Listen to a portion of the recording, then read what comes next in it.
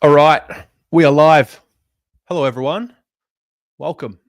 Welcome to the team show here on the Blue Abroad YouTube channel. We are here ahead of round 6. It's the weekend now for all of us, I would say. Those of us, actually, yeah, it's public holiday tomorrow. It's the weekend. Round 6, 2025, Carlton, North Melbourne. And we are here as we await team selection, the final teams. We are brought to you by Mr. Cabinets, proud sponsors of the show, second year running. We appreciate the support. And we are here to get through all the news and current affairs at the Carlton Football Club. We're here to watch a press conference. We're here to hang out. I think that's the most important part. We're here to hang out. So how are you all? And who is here? And what are you all doing? And how was your day? Rowan, can anyone tell me why Camporelli isn't being selected? He was strong. Well, he hasn't played. He might be selected tonight. We'll see. We do know that Elijah is playing. Hello, Mia and Bluey. Elijah is absolutely playing. Hello, Kate, Eleanor, Andy. Good to see you all here. Hello, Sandra, Mr. Vertigan, Partisan, says, I see Kate there. Good morning in the UK from Paul. Hello, mate. Chills, Huss, Aiden. They really need to open that roof tomorrow, but they won't. No, they won't. I don't think we do open roof footy anymore. Unless something changes, I'm pretty sure that's it. Hello, Maz. Hello, Matt. Hello, Mr. Campbell. North Wind, Carlton the Spuds. Thank you. Ciao, Rocco. Slobbo. What's my thoughts on high pressure sales? People are trying to close you on the spot. You mean like people in the street? I did, Kate. I sent you a message on WhatsApp about 15 minutes ago. Sonia, hello. Mr. Dunlop, J, LS, exclusive. Oof. In, Elijah, Akers, Young, out, Doc, Harry Kemp. It's not exclusive. We saw it yesterday, and I've received that exact set of changes from 4 people. We're going to talk on that, by the way. We're going to talk about that in a moment. Hello, Andrew. Very keen. Says, you started a new job. Congratulations. What are you doing? What is the new job? Luca, Josh, Sam, Leaks FC. Yes, we are absolutely going to cover that. Yeah, like I will receive a message from anyone, and I love that people send me the messages and that information. I receive a lot of information from people. I'm just not a newsbreaker. It's not my thing. It's not my shtick. I'm not an expert. I'm not an analyst. I'm not a newsbreaker. There's a lot that I get told that I don't reveal. But one thing I've noticed, particularly this season, is the number of leaks coming out, which are now being correct. Like the teams are being released, on team selection night, but people know the teams, 24, 48 hours before, which is just fascinating. So we will get there. Mark, hello, mate. Christian, Wheaties, Robbie Varley, mate. Good to see you. Steve, Alana, I'm great, thank you. Nice and fresh in my white t-shirt. Yeah, I feel fresh. Lynette, hello. Elijah, so happy to see him back. I'm very happy to see Elijah back. Damien, g'day, mate. Jim, Yasu, Greek Easter coming up, mate. Touch on that too. Susan, you had a nightmare last night that TDK went to Saints. It was horrendous. Yeah, it would be pretty bad. Although I think either way we'd figure our way out of things. Hello, Richard. Mr. Gallagher, number 207, member number 274. Hello, mate. Door to door. What do I think of high pressure salespeople door to door? I mean, I live in an apartment building, so I don't get door knockers, but I don't really, I don't really have an opinion either way. If I'm honest, like, I mean, it's a job for people, and they've got to do what they've got to do. It's a tough gig because you get told no more than what you do. Yes. Hello, Kylie. Hello, Debbie. You remember this was on today. Just a batch of shortbread in the oven. Happy Easter. Yeah, happy Easter for those of you that celebrate. If anybody wants to come in and have a chat, by the way, please click the link. And yeah. Fieldsy, there's rumors of a Harry Lemmy debut. This would be the first I've heard of any Harry Lemmy debut rumors. Rocco, you sprayed your mandarins for fruit fly, ready for harvest in a few weeks, looking like a good crop this year. Love that. The only thing people would sell to me on the spot is a slab of VB. I'll pay. Yeah. Is Doc hurt? I have no idea. Who is leaking the team? I don't know. We're going to get to that because there's management issues now apparently at the club, which is just fucked me right off. But staying positive, trying to experience the joy, but we're going to get to the story because, yeah, whatever. Alana, I hope they win for my birthday tomorrow. Yeah, I hope they do too. Hope they do as well. Paul, I am resending your keyring. I had a few people. Wait, Paul, you're here. Oh. Hi, Terry. How you doing, mate? Yeah, all good, mate. All good. You are in the UK. This is Paul from the UK. Yeah. Yeah, I'm sitting at my desk at work at the moment, and it's a very cold morning at 8:07 in the morning here. What is work for you? I work at Heathrow Airport. This year will be, believe it or not, my 50th year at Heathrow. Wow. Now Born that under mate. Born under runway 28 right, and worked here and lived here all my life. How did you become a Carlton fan? Well, it's a good question. So I'm new to AFL, so I don't know how it's passed me by because I'm absolutely loving it. So I started watching it last year because I booked a British Lions rugby package to come out this summer. So I thought I need to learn the rules because I'm going to be in Melbourne during round 20 and hoping to take in a couple of games and make that iconic pilgrimage down to Icon Park.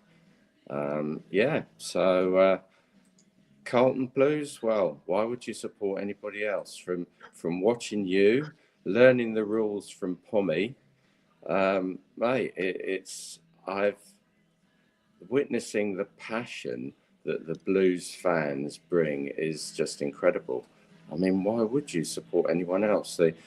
Following them, the passion, the frustration, I mean, I've had that for the last 35 years watching my rugby team at home, and I fully understand the ups and downs of following a professional sports team. I mean, I've done that for years and years, but Carlton is something else, mate. Absolutely something else.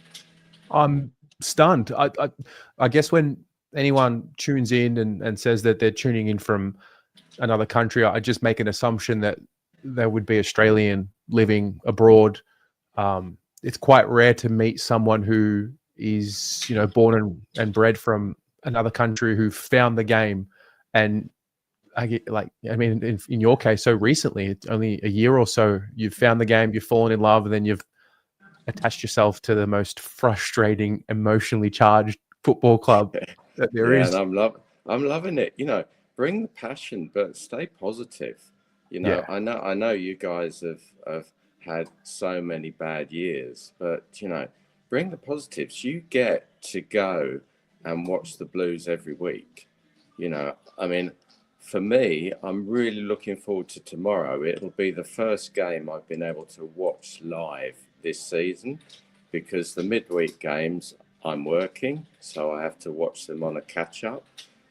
So I'm really excited. I'll be up at 6:20 tomorrow morning and I'll be watching it live. First time this season. Can't wait. Absolutely incredible. What have you made of the Blues in 2025? They've got some real characters as players. If you ask to me from my limited knowledge to pick a standout, it would be, I think my favourite player at the moment has got to be Jacob Weitering. I mean, that man is the cornerstone which you build your defence on.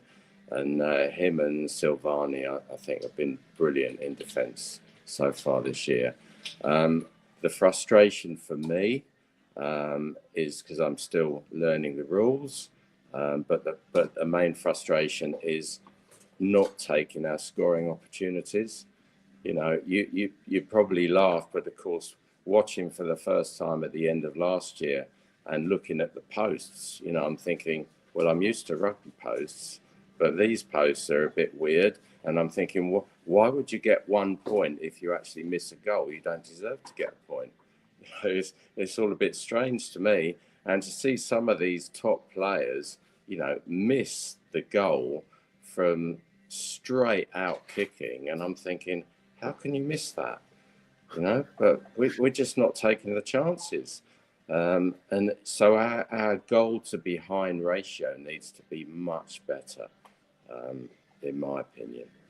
Yeah, I think that's where I still have some space for optimism this year, because I think the defensive profile of the team, as I said yesterday, I think it's there. I mean, it's coming along. It's not in a bad place. It's just what we do when we have the ball in hand. And I think for a lot of the time, it looks good when we have ball in hand. It's just that final kick, or if the final kick comes off inside 50, the shot on goal. And it can be a bit deflating. And that sort of rhetoric reminds me of 2023, because it was the same type of conversation. It was, we're defending okay, we're just not capitalizing, and confidence. And then, so that's where my optimism comes from. But I'm still very confused as to what is happening. Yeah, I mean, it should come with confidence, I think. I mean, I was really. I mean, I love the win last week, and a lot of people saying, well, it wasn't enough. Well, it was a 70-point win. I mean, you'd have bitten somebody's hand off for that before the game. I mean, take the positives, enjoy the win and bring that confidence into tomorrow. Again, a match that we should be winning. However, we should have beaten Richmond. So, nothing's a given anymore, but we really need those points tomorrow to take forward into the Geelong game. Big game tomorrow, absolutely buzzing for it. And loving your content, by the way. I mean, you're another big reason why I chose to follow Carlton. It's people like you, your content, your shows make it so easy for me to watch back here in the UK. And I have to give credit to the club as well. They offer a really decent international membership, at a good price, that gives me access to every single AFL game live, which I'll be watching through the summer here in the UK. Why would you support anyone else, Terry? That's very humbling to hear. That's very, very humbling to hear. I'm glad that you, I mean, I think this is the magic of where the modern world is with footy. We can connect with people who are not from Australia, who find the game and find the club and fall in love and start their journey. And I'm glad you feel a part of it. And I'm really grateful that you're a member of both Carlton and Blue Abroad as well. Yeah. Well, thank you. And, maybe when I'm over in July, we'll have a coffee and catch up. That please let me know. Yeah. Please get in touch. I would love to catch up with you. Yeah, be cool. And say I'm over when the British Lions are in Melbourne for that week in July, which coincides with round 20. Is that Collingwood? No, we got Hawthorn away. Oof.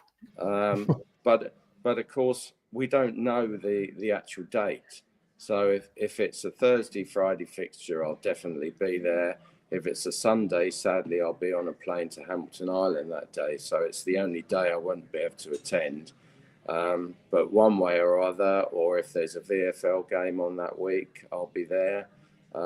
Yeah, let's just fingers crossed and hope we get a Thursday or Friday night game against Hawthorn, and I'd definitely be there. All right, mate. We will stay in touch, no doubt. Thanks so much for calling in. I know it's early for you. And have a great day and hope you enjoy the show. Thank you. Cheers, Terry. I better get on with some work, mate. All right, mate. Go Blues. Yeah, see ya. That is the magic right there. That's what that is. That's I didn't know that. Like I said, I thought anyone who's calling in or watching from another country is just generally an Aussie, or has an Aussie partner who finds the game. It's just so rare. Like that's the potential of what we can do. Says your new job is a compliance coordinator for a training organization in Ocean Grove. Love that for you. Absolutely love that. LS, we're all kidding ourselves if we think opposition teams don't know each other's ins and outs days prior. Well, maybe, but this is I've not seen team leaks this consistent, like 3 weeks in a row, and they've been spot on. I don't think I've seen it to this level before. So why wasn't this information available earlier is my question. Like I said, I appreciate anyone who sends a message and gets in touch and shares their info. I don't reveal who texts me or whatever, like secret safe with me. And it's great. We might know who the ins and outs are, but when you really think about it, it's like a betrayal. It's like a betrayal of, someone on the inside is telling someone on the outside the team changes. I don't think that's a good thing overall. Like, yep, it's good for the individuals that have the information and like, great, you get the boost and it's great for the ego, like awesome. But is it really a good thing to have leaks like that? I'm just not sure. But I do appreciate everyone who sends, messages and whatnot. So like, it's not their fault that they're being told. It's not your fault that you're being told. It's just the fact that there are leaks happening. I don't think it's a good thing personally. Anyway, Chris, let there be no more people asking for Lemmy to play seniors based on his VFL form. Hello, Graham. Good to see you. Andy, I got you in the waiting room. I'll get to you in a moment.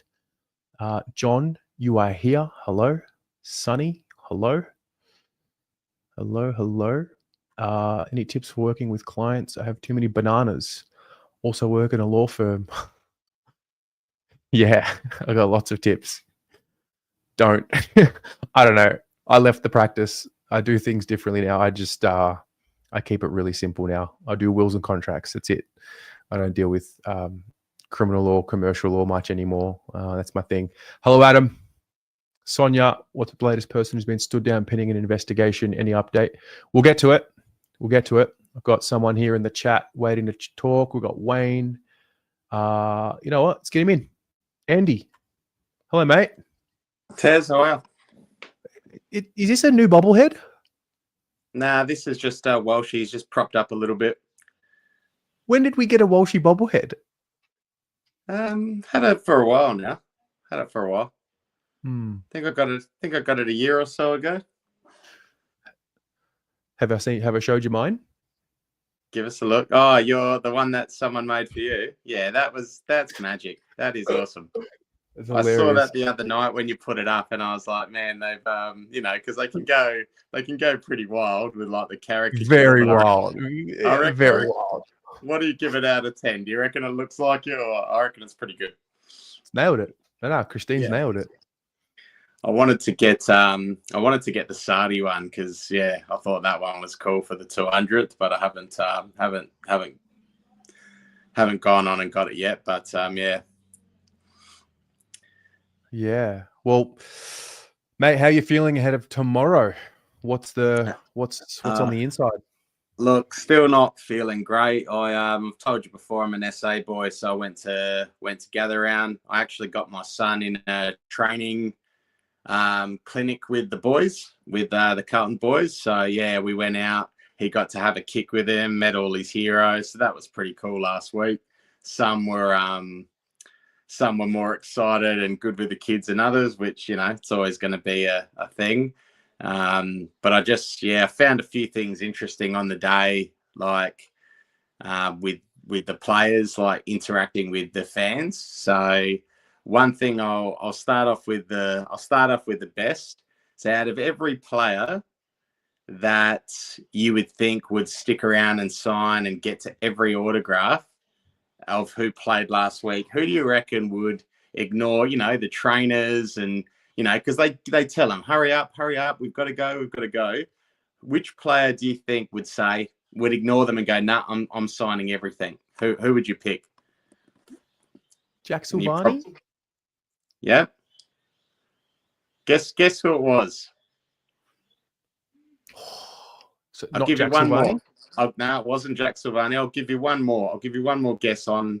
So basically, all the players did some signatures. So they kicked the ball around with the kids. They went and did some signatures and some photos. Then they had photos with the support staff who were helping with the clinic. And then they had to get in the bus and go. So I'm aware they're conscious with their time and whatnot. But there was one player that he kept getting like, hey, we've got to go. And he just ignored them. And he made sure that he signed everything that he could. And I was sort of surprised on who it was. High profile, Charlie Curnow. Really? Love that. Yeah. Love that. And I walked away and I was like, you know what? Like, legend. Yeah. So there were certain players that they signed for a bit and then they just went and sat in the middle of the oval and didn't sign anymore. And I always get a bit, hey, how you going with that? Because I'm like, well, if you're going to stand there and do nothing, you could be signing people's autographs that have come to see you. So yeah, so it was just interesting, but I really took a lot of value out of that. I'm like, well done, Charlie. You know, probably one of the most popular players in the team, but he just was like, nah, he had to get his texter and everything. So I was like, well done. Yeah. So, what was I going to say? The game last week, you know, I went and watched it. It wasn't great.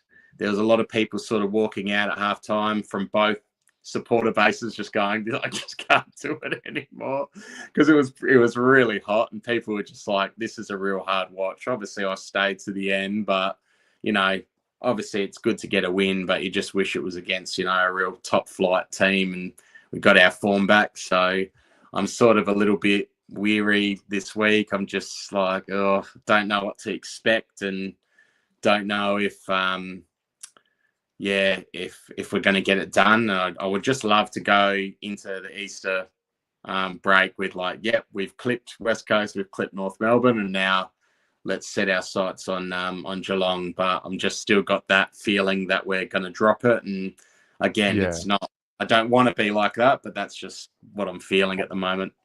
Mate, I reckon that is just going to be there for us for the rest of the year, particularly after round one and the way that played out. Because like round one was one of those reminders that literally anything can happen. Like, yeah, you can pick Richmond to beat Carlton pre-game, but like I don't think many people were tipping Richmond to win the game when they're down by 41. So I just think that's just the way it's going to be. Like tomorrow, I'm kind of expecting it to be uncomfortable. I'm expecting North to really take it to us in moments, but I do expect to win.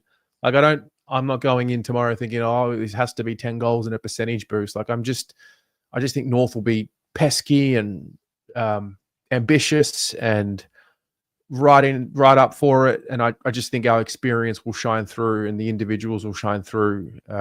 You know, if we lose, I don't know, but I do expect to win. It's just funny, like I've come down for the 2 Good Friday matches in the last couple of years and watched them.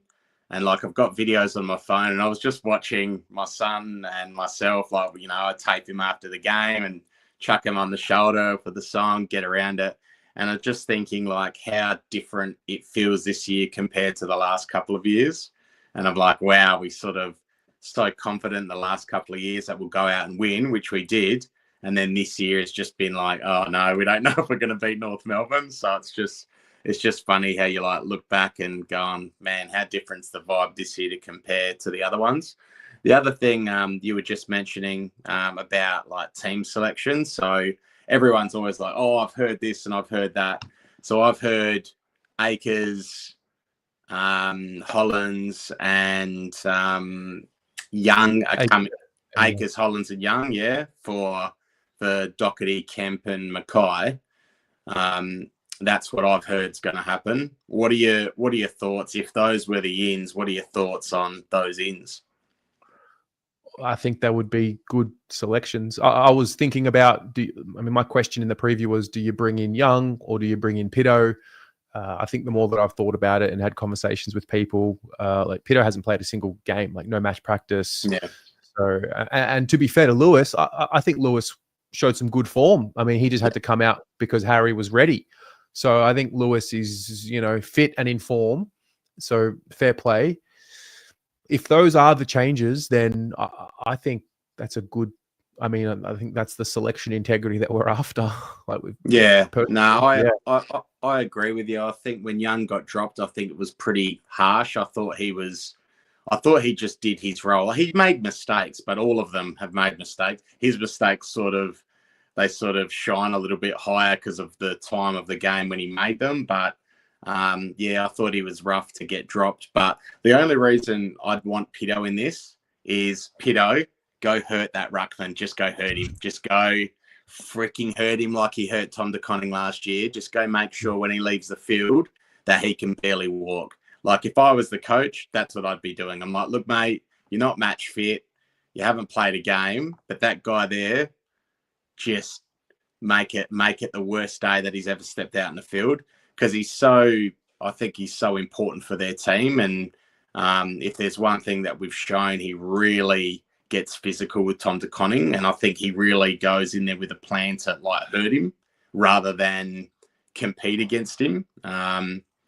So I just don't, number one, I don't want Tom De Koning to get hurt. But number two, I don't want him to sort of get that chip on his shoulder that he'll just come in and, just be able to hurt our players and that be that. And I know Pito would go out there and would really get aggressive with him. And I think, if there's one thing that our team is, I don't know, maybe that we need to reestablish ourselves this year is being like a real aggressive, like, fuck, if you play against us, we're going to hurt you. We might not beat you, but you're going to walk off the field and you're not going to walk straight for a week. So I sort of I like Pito for that reason.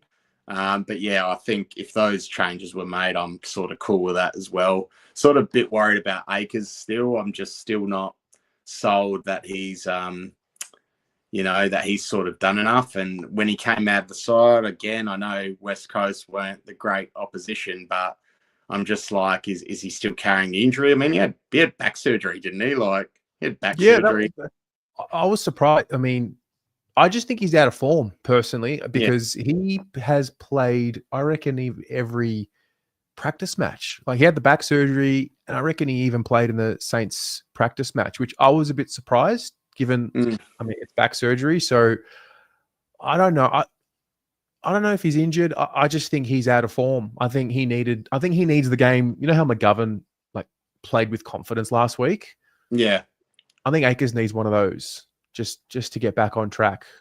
I was watching the Jumper Punch the other night, and they're like talking about the VFL and what's the VFL there for, and it's like if someone gets dropped, it's like the end of the world, and it's like it shouldn't be that. It's like, hey, your form's down, go get some confidence, get your body right, and then come back in. Like use the VFL for what it's intended for. And I think, like what you've just said then with Akers, like.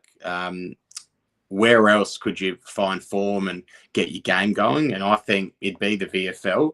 So that's where I'm just like, he's been pretty ordinary. So have a lot of our players, but could you just put him in there for a game or two and just go, mate, let's just get your hands on the ball. Like, let's get you running up and down the field like you once were, or, start hitting those kicks, start getting back in defense like you used to do, and then bring him back rather than trying to get form in the AFL, and it's sort of, it builds up. Like I think the one, it's a tough call. I think the one thing because just to add to that, I think also because 2 of the last 3 weeks the VFL haven't played. One of them was a bye, and then the other one was gather round. So, I mean, I think Akers, the defensive efforts are there. I just think like his production offensively, like he's just down, and a lot of them are. And and I think we get a nice run at it now in the VFL. So I think now that comes true, and I agree. Like the VFL is not the end of your career; it's just to find touch, to find form. We've had a real horror start to the year with like those VFL games, like not being able to use that, like that division to sort of help our players and our backup players. So it's been shit. But yeah, I mean, it happens like that. But, you know, having a bye and then having this and then having that, it's like they should be playing. They should never miss 2 weeks, like within succession of each other. But I don't know. I just, when you're like watching it on TV and then when you're watching it live, you see things and and gather around. Like I had an awesome seat. I was undercover. I didn't get hit with the sun and we were like dead center. And I was just watching how we moved the ball and how our wingers like went. And it was just so different watching it live than watching it on TV. And I was really focusing on like Cottrell and Walsh. And I was like, man, it sort of forced them to play as wingers. And I didn't find that they were getting sucked in like I've seen in the last, 3 or 4 rounds. And I was like, man, maybe Akers like needs a bit of a break and let's trial that, not trial it because I've done it before, but let this, good vibe of them keep going. And then, I was just like, when I heard that he was going to come back in, I was like, I don't know if that would be great because if he comes back in, then Walsh just sort of immediately gets put as an inside mid. And, we've seen what he can do last week when he just plays where he should play. Like, he was just phenomenal. So, I hope whatever they do, they still keep the structures like they did last week. And then he comes in and just like, plays what he's done best in the past. So, yep. Final predictions for tomorrow? Look, I've been captain negative this year. We'll go Blues by 16 points. I think if we get a win, it's going to be close. I just can't see them belting them. If Harry was playing and we had the 2 key forwards, like usually Charlie and Harry combine heavily against them, especially at Marvel. They just seem to always kick 3 or 4 goals each. So I think if we win, it's going to be a close one. So I'll say 16 points. All right, mate. Love it. Good to hear from you. Happy Easter, man. Enjoy. Thanks, mate. Have a good one. You too. See ya. All right, I've got a few messages to catch up on. CFC24, hello from Perth. Hello, mate. Good to see you here. This is so amazing. Oh, this is about Paul. Yeah, that was amazing. That is amazing. LS, I'm still puffing on that hopium. Absolutely, mate. I've got limitless supply of hopium. Anytime you want some, I'm the plug. Let me know. What do we got? Let me catch up. Yep, positive vibes from Paul. Terry's father makes the best vanilla slice in Australia, and Terry is a reason I support. Interesting. That's my dad does make the best vanilla slice in Australia. It's a hidden gem. All right, who we got?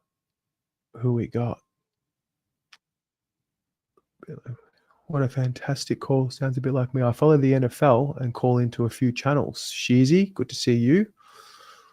Sonia, this is the exact reason Carlton should be embracing fan-generated content, not seeing it as competition. It's a good point. That connection the club can learn. All right, I'm very far behind. I'm going to catch up. LS, you're not trying to brag, but you've had team selections from my source for nearly 4 years now. It's impossible to stop every leak. Well, mate, like I said, nothing against you at all. But the fact that there is a leak to fans, I just think it's not in the best interest, personally. But nothing against you at all. I think you can understand where I'm coming from. Lukey B, welcome, Warlord. Yeah. Yep. I'm shivering. I am shivering. Hello, Christina. Can I put the head up to the camera? Didn't see it. Can I put the head up to the camera? Of what? The bobblehead? I'm about to put the presser on. Floyd, you used to work for the mother of a very high draft pick. She used to share way too much information.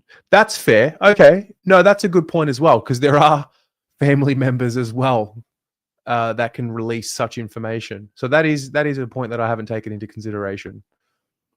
The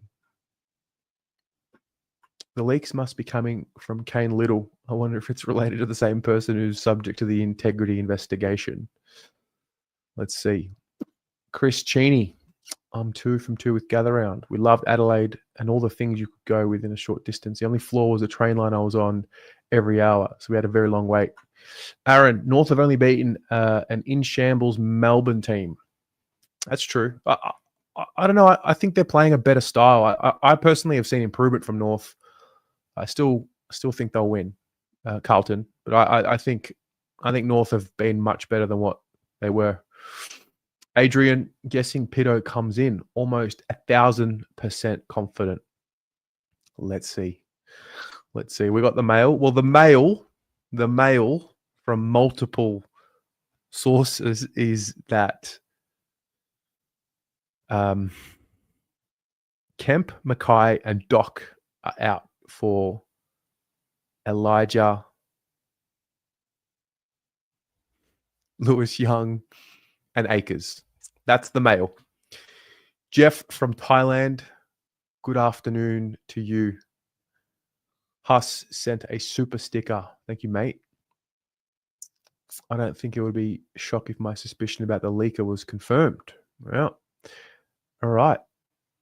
Pitto couldn't hurt a paper bag. Dude always looks confused out there. Can't stand the bloke. Really? I think Pitto is the one. I think the one thing that Pitto brings to the team is presence, is a little bit of mongrel and some physicality. Personally, I like him. I like battlers. I like warriors. But yeah, he's probably not playing. We will see. We will see. Good evening, Jimmy. Good to see you. All right, let's watch the presser. Okay, first reaction already. I'm gonna share this. My first reaction is Vossi's gone for the white t-shirt with the navy blue cap, just like last week. Hands on hips, from what I can see here. Let's see how it plays out. Nice bit of perspective, I imagine it gives everyone having all the kids coming today. Yeah, it is. I think it's sort of, I guess, only a few games throughout the year that probably transcends the game itself, and feeling like you can have a real lasting impact. And clearly, this is one of those games. We're really privileged to be able to be partaking in this. I think obviously North Melbourne are doing a fantastic job with the event itself. Obviously, we get to be the opponents, but we feel like we own it as much as them. And so our responsibility is to obviously put on the show and make sure that we have a responsibility to play at our best. But in the background of all that is far bigger stories. Why has Elijah done enough to prove to you that he's ready to return to footy, which is a great to see him? What's he done to make sure that he's good? You guys can hear that interviewer question, right? That sounded like it came out pretty clear on my end. Oh, he's done what he's needed to. I mean, obviously, he took his leave and has got to work ever since. And can't fault the way that he's been able to approach it's been probably 6 or 7 weeks over the last little period of time. So he's earned the right to get back in. Clearly, he's got a role to play, very important role to play for us. And we just want to be able to establish that consistency with the way he plays. He improves our system. At his very best. But at the same time, our expectations are that he just come in and get his job done, and it'll contribute to hopefully a win in the end. I mean, both Harry unavailable or Brody going down for the season. How do you reshuffle the magnets this week? Does Tom spend more time forward to defend him? Yeah, possibly. The question was kind of cut out a bit. It was around, does Tom play a little bit more forward with Harry and Kemp out? That's a definite option. So, yeah, I mean, obviously we've settled on a few of those things without divulging too much. But, we probably, I don't know, maybe 6 or 7 weeks ago, our sort of rucks disappeared for a few weeks because they were injured, but they're now fit and healthy. So it certainly gives us options to be able to maybe look at a few different ways to be able to tackle that. Aussie, can you shed any light on what happened with the dismissal of the staff? Are you in a position? The question is, can you shed some light as to what happened with the dismissal of the staff member? To add any context to what happened in that regard? No, I can't. As you imagine, I don't have a hell of a lot of visibility on that. What I do know is that the club's obviously managing it, and it's been managed at the right level. Yeah. What were you told about it? I don't have any visibility on it, so I couldn't even add any further commentary outside now. No, it's been dealt with, and the club's taking care of it. Yeah. No one says to you, hey, just so you're aware, we have to deal with this. I've taken my stance on where we're going with it, and I think you just need to know that from my point of view, it's about tomorrow, about North Melbourne and how it coaches the football team, and eyes fixed on how we establish the consistency we need to be able to get the most out of our season. With that going on, do you think there's a culture problem within the organisation somewhere? Fucking great questions. I think you'd have to probably fire those questions at a couple other people who've got more visibility on it. So from my point of view, it's really comfortable with where our playing group's at. I'm really comfortable with where our environment is. We're firmly fixed, as you can imagine, on making sure that we make a good account of ourselves tomorrow night and obviously do this event justice. On Tom, mentioned before, so much talk about contract talks being put off. How much communication do you have with him, and what do you say if you could? Questions around Tom and how much communication do you have with him about, I think, his contract? It's always ongoing dialogue, clearly. He's an important player for us, clearly. So he's in some really good form, regardless of where we're actually or how it's speculated. All I can see is what Tom's doing, and he's a very important part of our group. This group has had a real determination to be able to stick together, and I've got nothing to suggest otherwise than he's fully invested in us, and that's all we care about. If the money discrepancy is true, what's your sell to keep him at the club? Yeah, I can't hypothetically answer that question. I can sort of only really deal with the evidence in front, and obviously we state our case as anybody else that has interest, and that's sort of the nature of the business today. But I think what we do really well is let the people deal with that. He's got his own management to deal with that. We've obviously got our list management crew that deal with that, and we get on with the performance. But he seems a pretty relaxed character, and his performance really hasn't been too much. There's like a car or an aeroplane or something in the air here. And how have you guys been helping him through that? Because obviously expectation comes with talk of big pay offers and being in demand, and in terms of that week to week. The questions around how do you help him through the expectation, Tom, that is.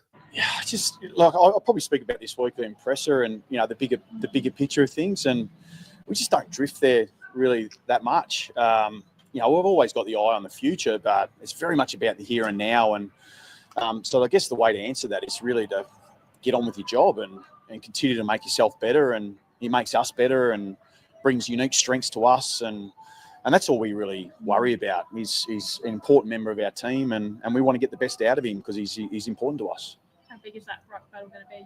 Tristan Cherry's been in great form, and obviously Tom may go forward a bit, and you've obviously got Pido in there as well.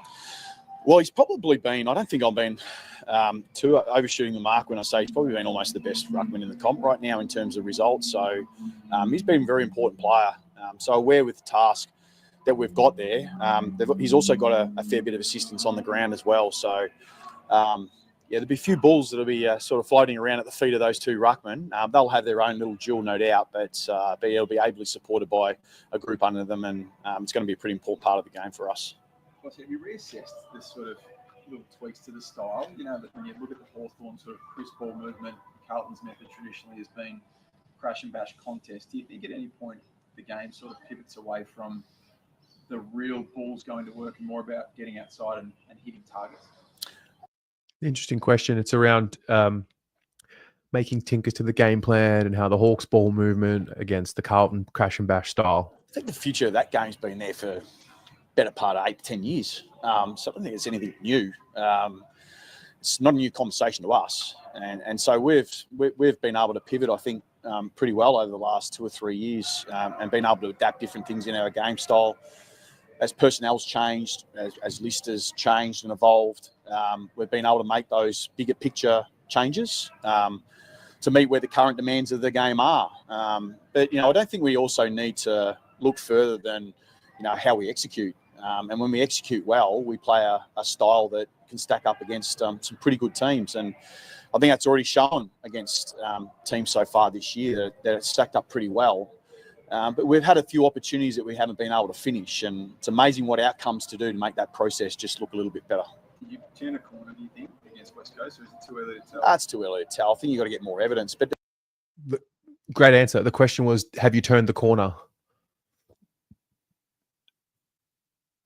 Do you think, against West Coast, or is it too early to tell? That's too early to tell. I think you've got to get more evidence. But to be fair, also, there's enough evidence to suggest that we're focusing on the right things. And so we haven't shifted off that.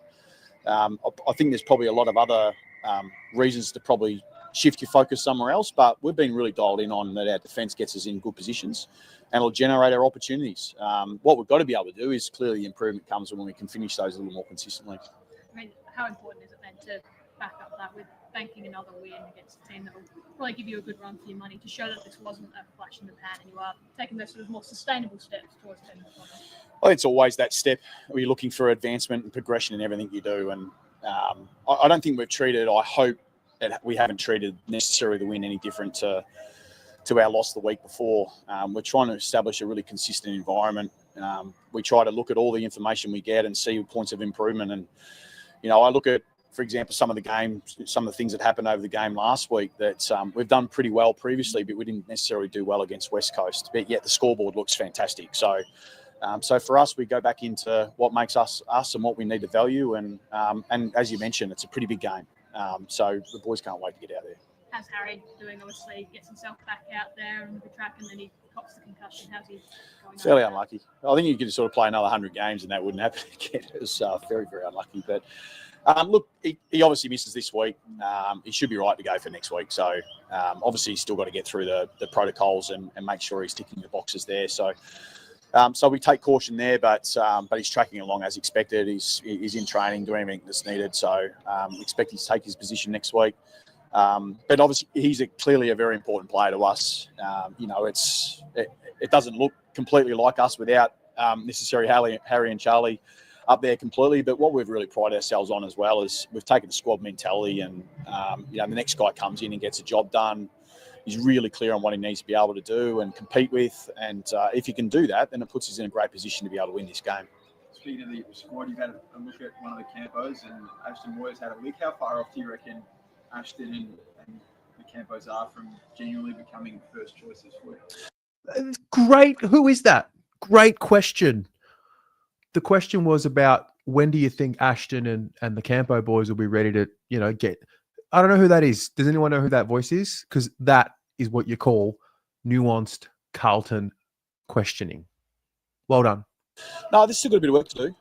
Look, I think the season for us, in terms of bigger picture, we haven't had a lot of AFL games. So I think we've had two games. I think I could be wrong with that. So there hasn't been a lot of a body of work, if you want to call it that. So we've had to rely a little bit on our training and some of that exposure that you highlighted, and they're really clear what they need to be able to work on. So some time spent there to be able to go back and work on their craft, get really clear on their role.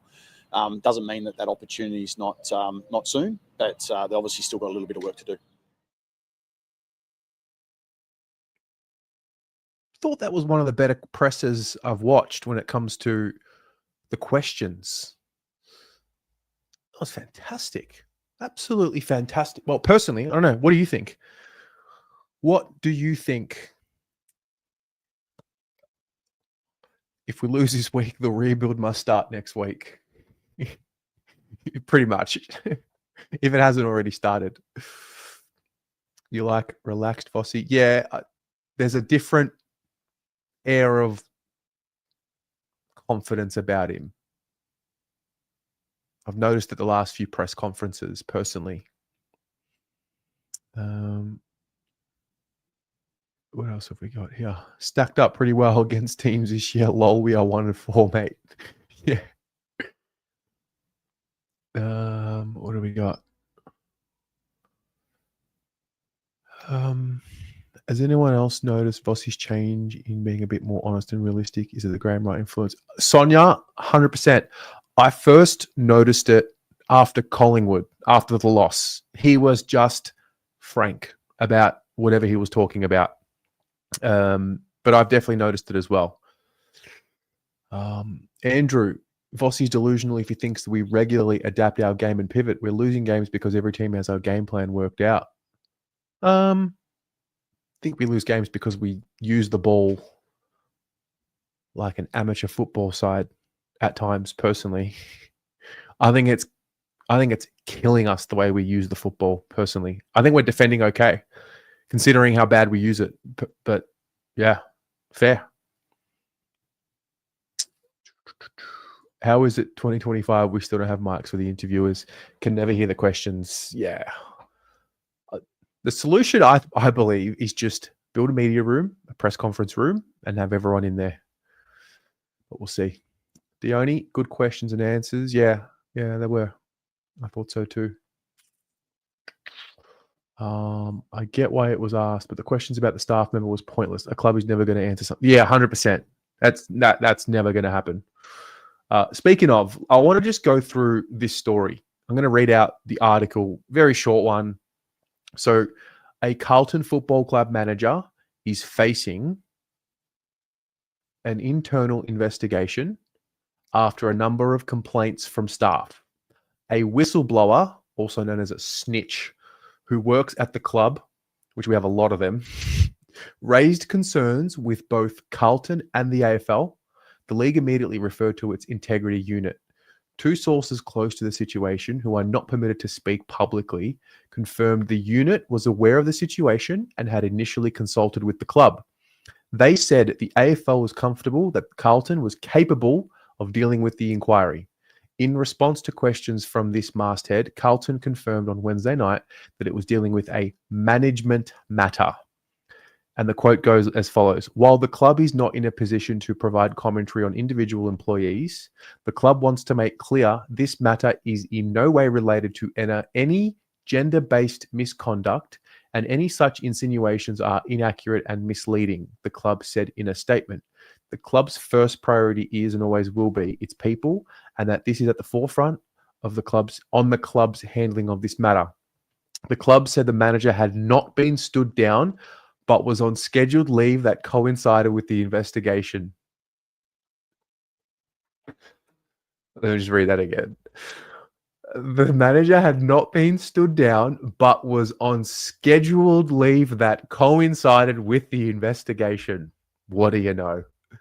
It is another unwanted controversy for Carlton, which is still reeling from the controversial departure of Luke Sayers. Blah, blah, blah. The AFL would not comment when contacted.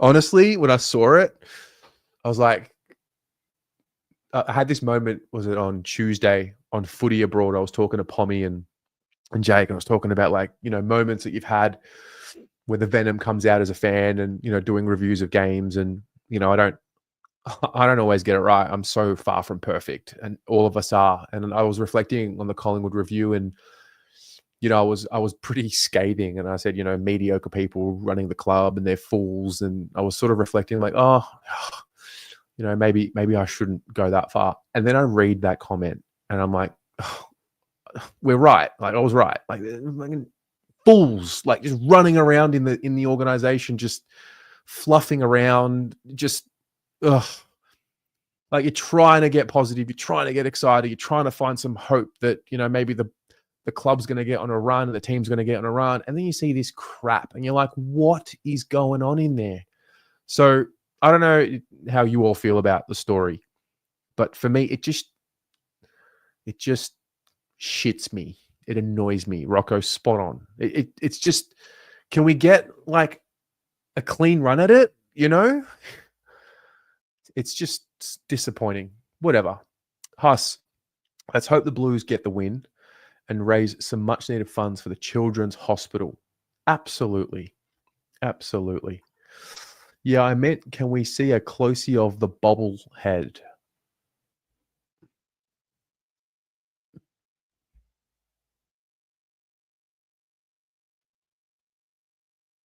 Doesn't like not really helping you here. I don't know what to tell you. Oh, there you go. Yeah.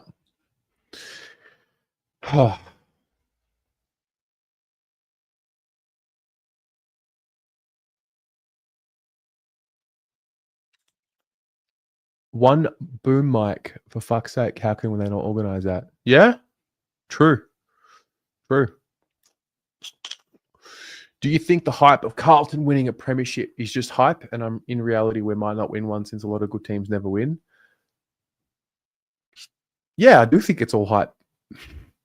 I do think it's all hype. Culture with clubs management is toxic, just constant throwing people under the bus. Yeah.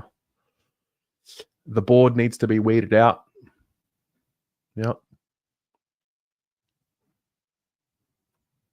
Agree about having a media room. Every time I watch Arne Slot, the Liverpool manager, in a pre-match presser, it's in a dedicated media room with great sound and audio. Yeah. They're lying. They're lying.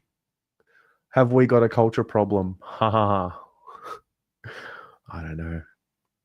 If it doesn't relate to the team, why is the AFL involved? Well, it must be serious enough for someone to go to the AFL integrity unit. I mean, generally, you'd be dealing with an internal complaint with, I don't know, the club, HR. So I guess the truth might come out on the story soon. Who knows? Probably not even a big deal. Probably didn't do his job properly. Yeah. Seems a bit convenient. Yeah, taking scheduled leave. Club shits me. Shits me. Like, I love it. But it does shit me too. Also, past players I know also believe it stinks up top for many years. Oh, well, it's all going to change eventually. It is. I wonder if it's from the analysis team. I saw on LinkedIn Carlton are looking for an analysis role. Good spot. I noticed this too. So Lincoln Indicators, who is owned by Tim Lincoln, who was a board member, they came on board to the club not long ago. I remember Indicators, Carlton football. I'm going to guess 2023. I remember, and they came on board. Here we go. 7th of February 2021. Lincoln Indicators extends upgrades partnership with the Blues. I'm going to just share my screen so you don't think I'm making this shit up. Right? Jimmy, I'm with you. Feb 8, 2021. The Carlton Football Club is excited to announce that Lincoln Indicators have extended their proud partnership with the club for a further 6 years. Lincoln Indicators have also upgraded to a platinum partner with the club, which will include having their logo emblazoned on media backdrop. Cool. So,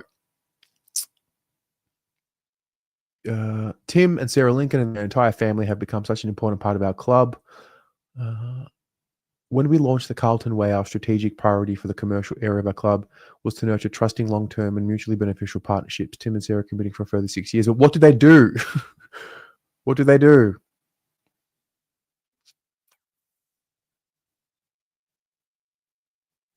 What do they actually do?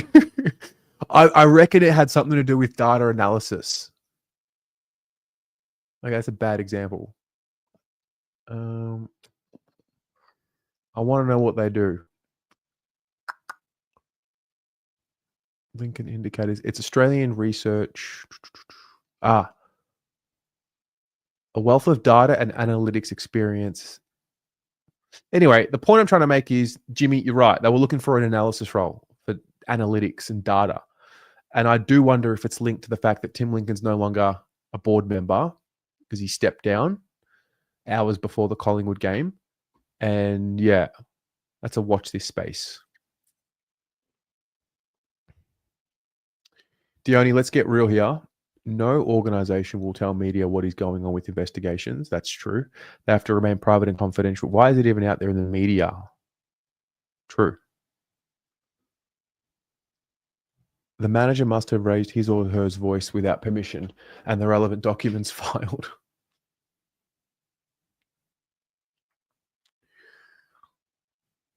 North are still off being a consistent threat, but the way they play allows them to make the momentum felt on the scoreboard. Can't afford to give them a sniff. They do leak a lot of scores, though. Just a matter of whether we can capitalize. Is that the $80 scarf from a bobblehead? Yep. Yep. Sonia, or maybe there's finally a culture change. Has to start somewhere. That's a good point. Justin, do we know if Boyd will come in? No, we don't. But we have 14 minutes until the teams come out on Channel 7. I think we're going to get them on Channel 7. And then at 6:20, they'll come out online.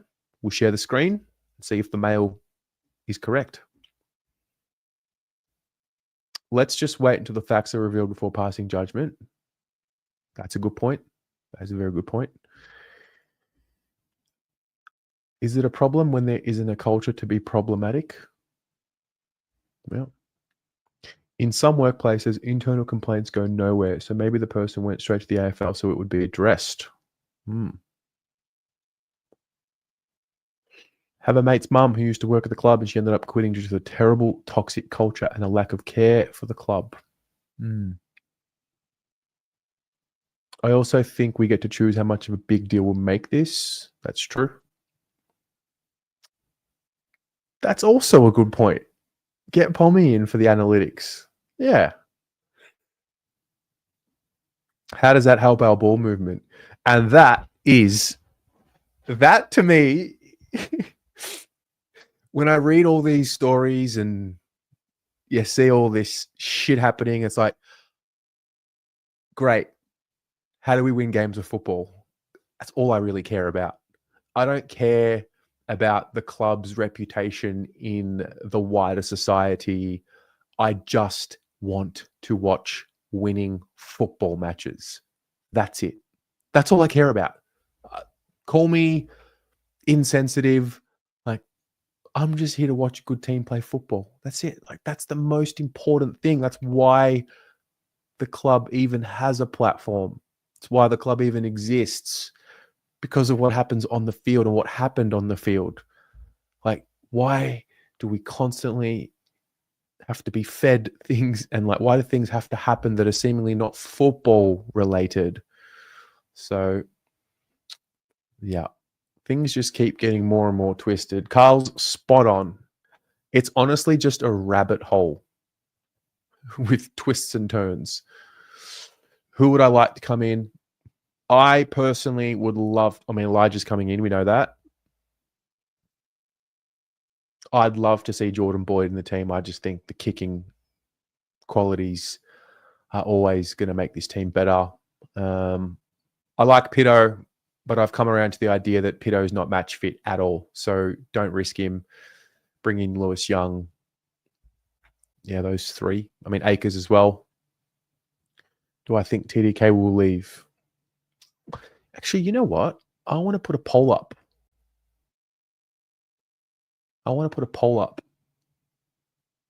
And see where all of you are at. Start a poll.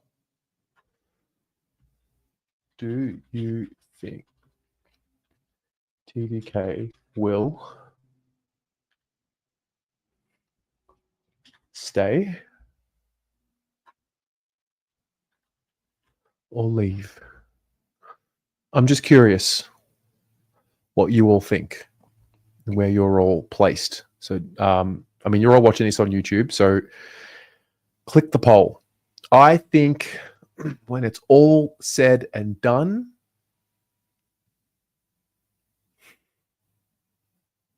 my heart says he'll stay. My head says he'll leave. Personally. Wow, it's very 50-50. 75 votes, 81 votes, 50. Wow, it's very split. We're nearly at 100 votes. There's 388 of you watching. So I reckon we can get 200 votes at least, surely. If you're watching, click in the live chat. And I just want to get a pulse check on how we're all thinking. Your vote is not public. It won't say what you voted for. Wow, it's very even. It's very, very even. It's 54%, 46% in favor of him staying. Wow. What do you think, Horst?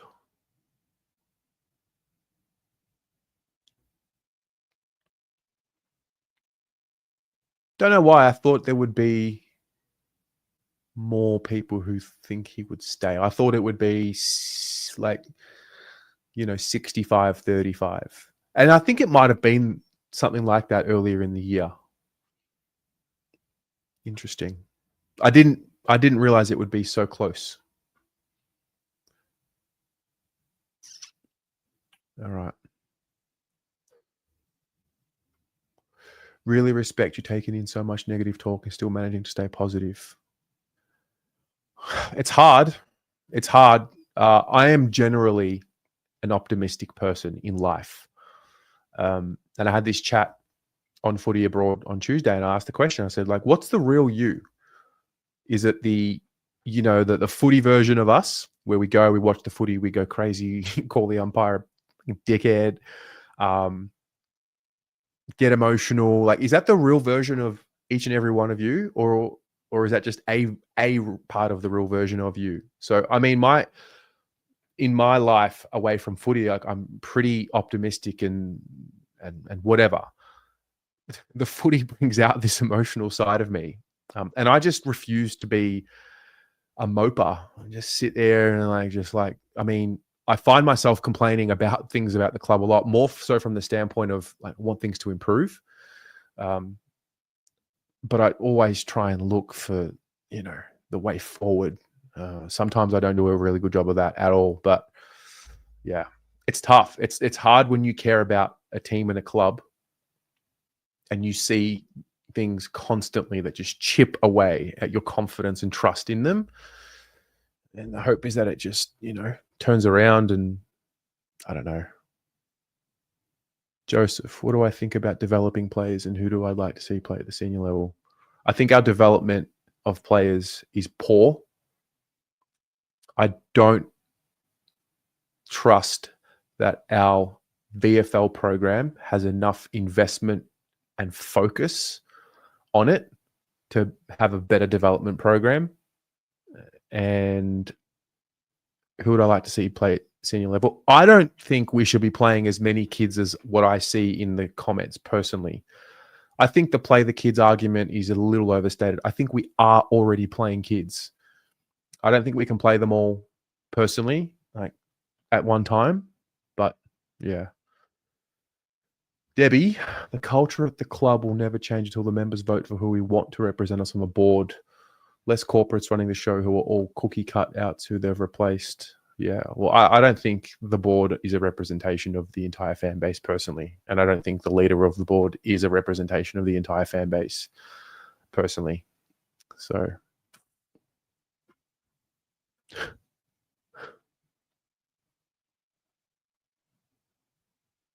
Carlton FC are a modern day soap opera.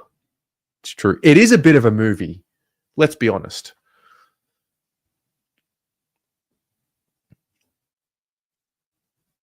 It is. Okay. Stays. Oh, let me check. What do we got? 181 votes. Do you think TDK will stay? 52% of you think he will stay. 48% of you think he will leave. Wow. Right down the middle.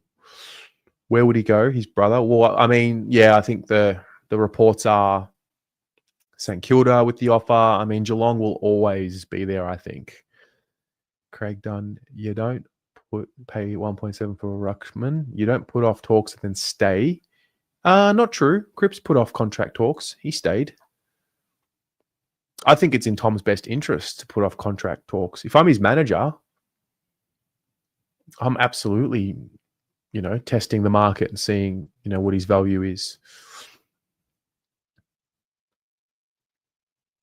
It's not always about money. Plenty of players have taken less to say. Well, let's be honest. If the culture is cooked and the environment is cooked, why would he stay? he needs to have confidence that the environment is healthy. So, and hit the like button. Yeah, hit the like button.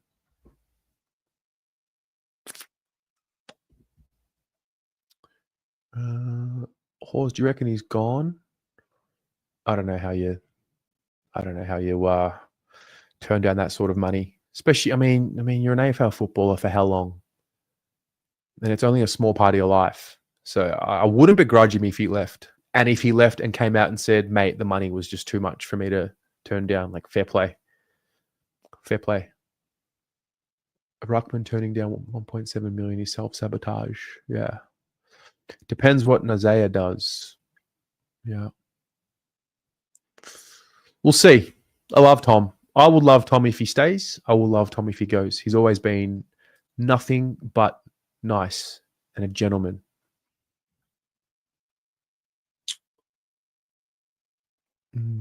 TDK will only have a few years to play football and will try to make the most out of his time, but Carlton will give him a deal that will match any other club. I don't know if we can actually match, any club, but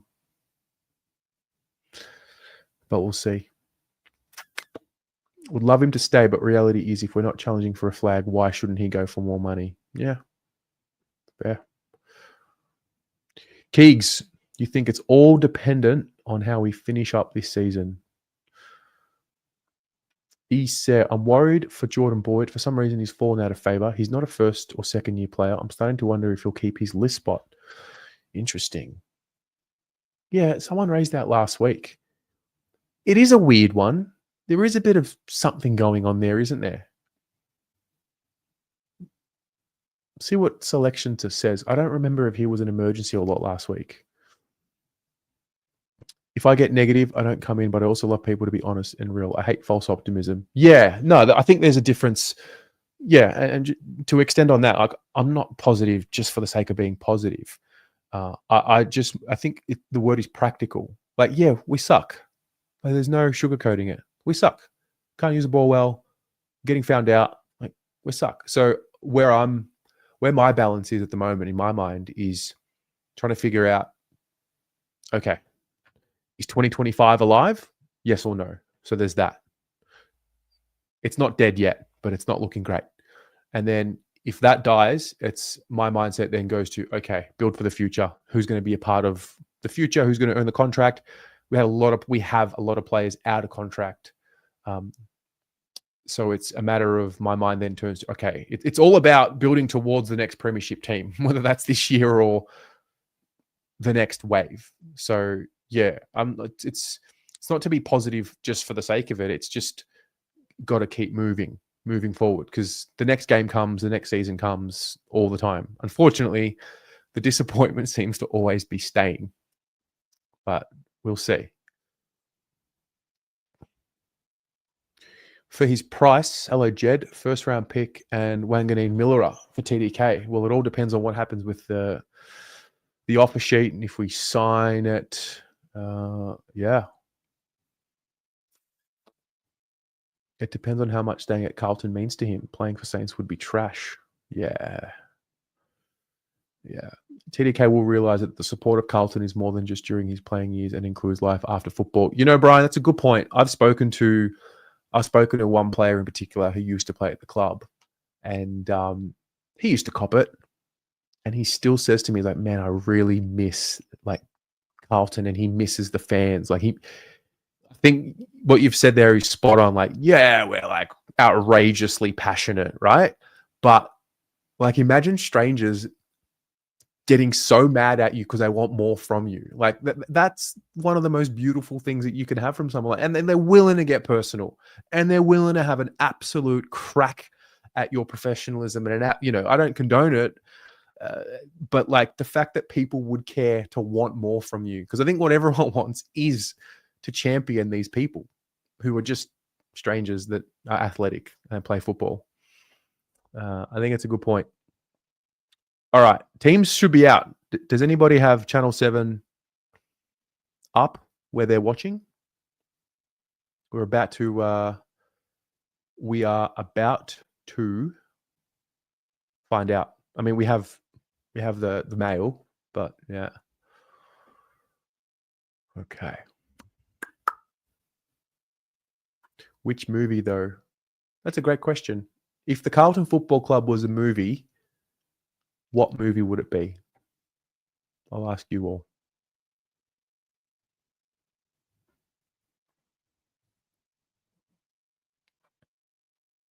Ins and outs confirmed. All right. I'm going to catch up. Let's go. 7 News. Teams are in. In. Young, Akers, Elijah. Out. Harry, Doc, and Kemp.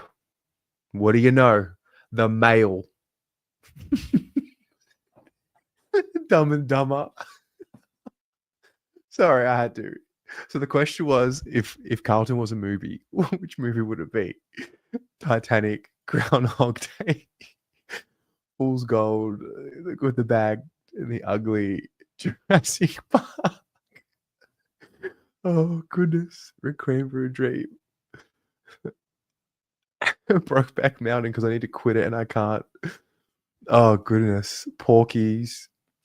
Oh man, that's hilarious. All right, back to teams.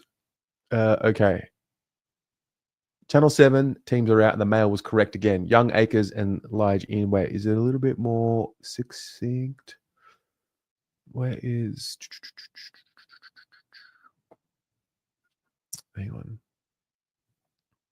Add Damien's comment. Can someone just write the ins and outs like in 3, out 3, so I can just like put them out there like succinctly? And then what I'm going to do is I'm going to share the team on the screen in a moment. I'm going to go through it. But it looks like these are the changes. Young, Akers, and Elijah in. Out goes Doc, Harry, and Kemp. So Harry and Kemp, we know, are injured.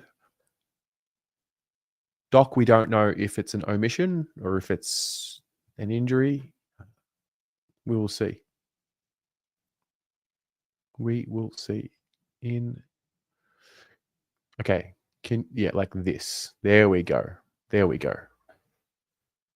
Peter V. Make Carlton great again. The great Carlton reset. All right. These are the changes. We'll get the team shortly.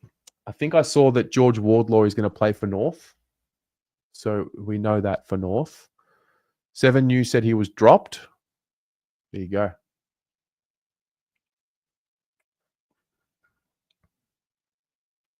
Where are the teams?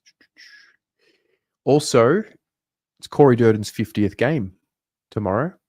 It's also Harry Sheasel's 50th game, I believe, which is, I think it just goes to show what injuries can do for a player. Team lineup's not out just yet. Just give it a minute. They will be out. What do we think? What do we think of the changes? Mackay, Kemp, Mackay and Kemp were forced. Doherty was the other one. So what are your thoughts on that? Yeah, Doherty dropped. Theophanis Patrikios Christos Anesti, mate. Also, hey, if we win tomorrow, just know that it would be the second win in a row since the Kyrie Eleison, the guy that went to Icon Park and used the incense from Mount Athos. Just remember that. He may have saved Carlton inadvertently. Des, not enough changes. What would you have done instead, mate? What about Akers? He's not injured. No, he was ill last week, I think is what they said. All right. Teams are coming out on screen shortly. Tatum's tantrum. I wish we'd gone smaller in the forward line and left out Young. You like the selections. Lou, you would have played Pitto instead of Young. Thought Pitto would play. To be honest, I didn't believe the messages that I got when people said Doc was not playing. Like, I didn't actually believe that they would do it, if I'm being truthful. All right. Sharing my screen. Let's go.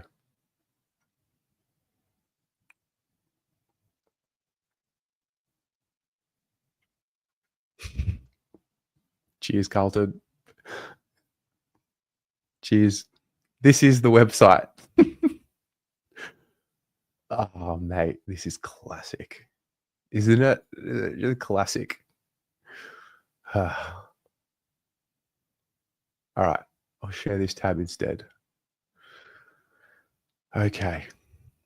George Wardlaw is in for Riley Hardiman. Harry Sheasel plays his 50th game. Akers, Hollins, Lewis Young. Don't they usually say injured or omitted?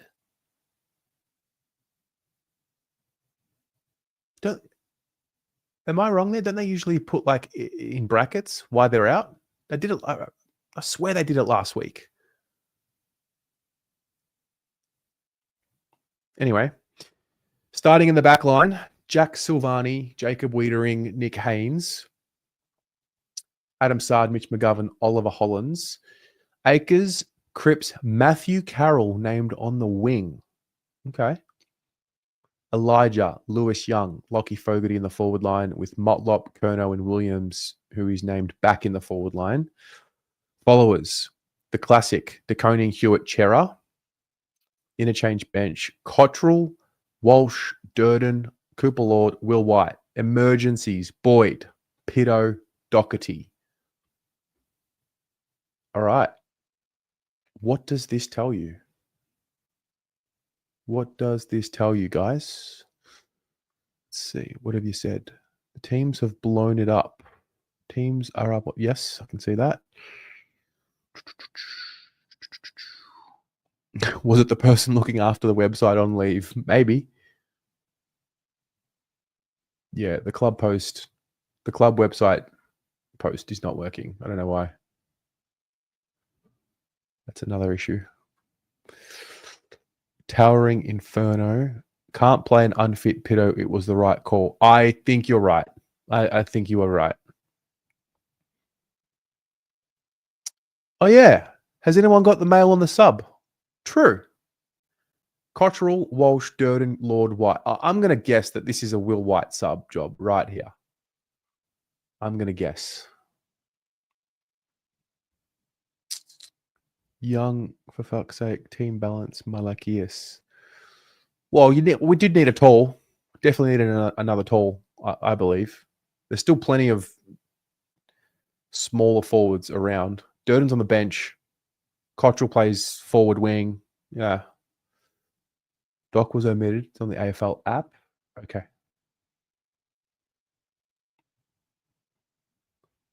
Okay.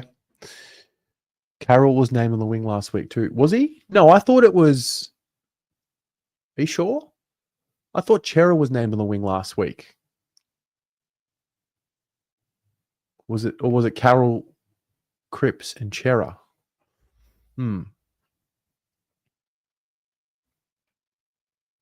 Swap Ollie and Carroll.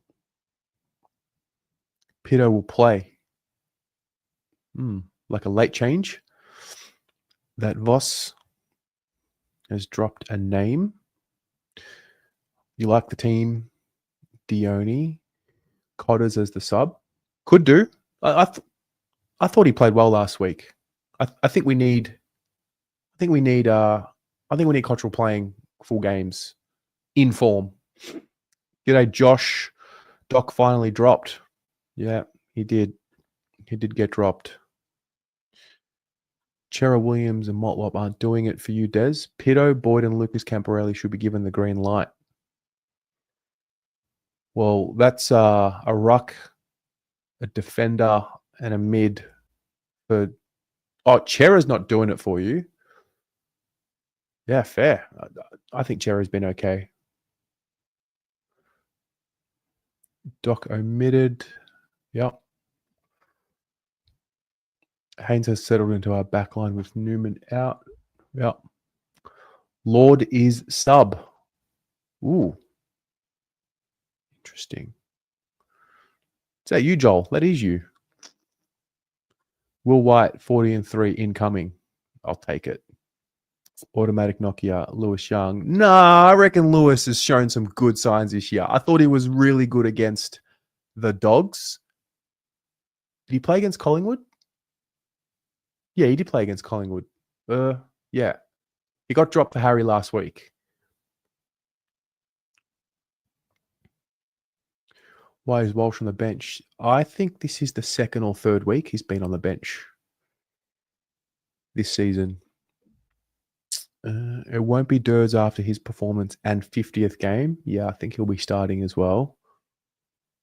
Going to be good to see large kick goals again. Yeah, we'll get right around him tomorrow. Theophanis, you think Motlop will be the sub? Carroll was named on the wing. Oh, true. Yeah, okay. After the late change. Okay, good point. I didn't check the team after that happened. Tyler, hello, Daddy Tyler Shaw. Risky team. Hopefully it pays off. Peter, it doesn't matter where they're named. That's also true. Young can play forward, ruck and take a good mark. Need a second ruck and not use Cripps. Very good point. That's a very good point. I'd feel better with JSOS forward and Young back. Well, Jack Silvani, if you watched Footy Abroad on Tuesday, Pommy did this segment with a quiz. And the question was, who were the top, I think it was 6 or 8 defenders in the league who have faced X amount of one-on-ones. Jack Silvani's in the top 6 in the league and Jacob Wiedering's not. As in, Jacob Wiedering doesn't face as many one-on-ones to qualify for the quiz. Daniel Hoyne actually used the Jack Silvani one-on-one stat on SEN, and I reckon he was watching Footy Abroad or someone sent it into him, and I'm onto him. And I'm going to find out when I do. I think Williams should be sub. I don't even think the problem is with Young. We do the same to all our recruits. Team is on the Carlton site. Is it fixed? It's fixed. It's fixed. Share this tab instead. Let's go. Blake Acres, he's back after illness. Lewis Young provides the Blues with extra height and flexibility in a number of roles. Harry, concussion. Brody Kemp, Achilles. Others making way out of the side is the omitted Sam Doherty. Cottrell, Durden, Lord, Walsh will White be named on the interchange. Okay. The Blues, number 3 for average points conceded per game. Yep. I like it. I like this view better.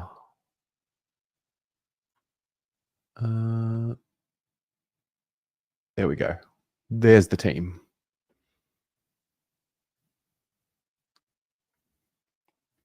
Young is overhated. He comes in, does his job. I agree. I like what I've seen from Lewis Young this year.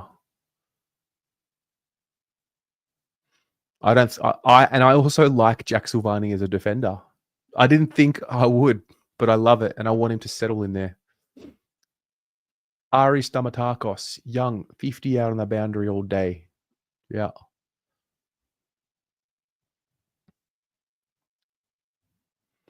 Young is fine. He had to come in. I agree. Keep it simple for Young. He does all right. Dynamic. See you, mate. Good to have you here. Elijah Holland's back too early. Well, he played 2 games in the VFL. I reckon he could have played last week. I think they managed that pretty well. Feels like a final, TDK.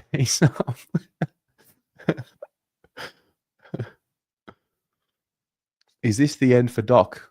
Well, I think like we said before, there's nothing wrong with going back to the VFL, playing some footy there, get some confidence.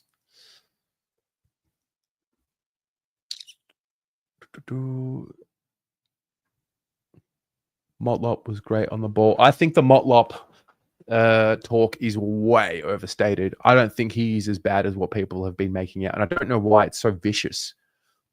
I think he's playing in a role that is not his natural role. He's playing on-ball minutes. I think he's going okay. He just hasn't broken through.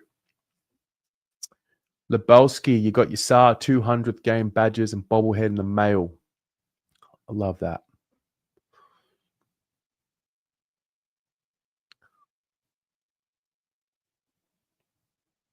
I like Young, but I just prefer Pitto. Just sad Pitto is still injured. I think Pitto get a game under his belt, maybe a couple, and then maybe he'll feature a bit. But I can just see where this conversation goes. Pitto, a few games in the VFL, comes in. Oh, we're too slow. Comes out. Dropping Doc can also remind other players that no one is safe. I am delusional. Young is the worst player in the AFL. All right, there. I'm delusional. I am delusional. I follow Carlton for a living.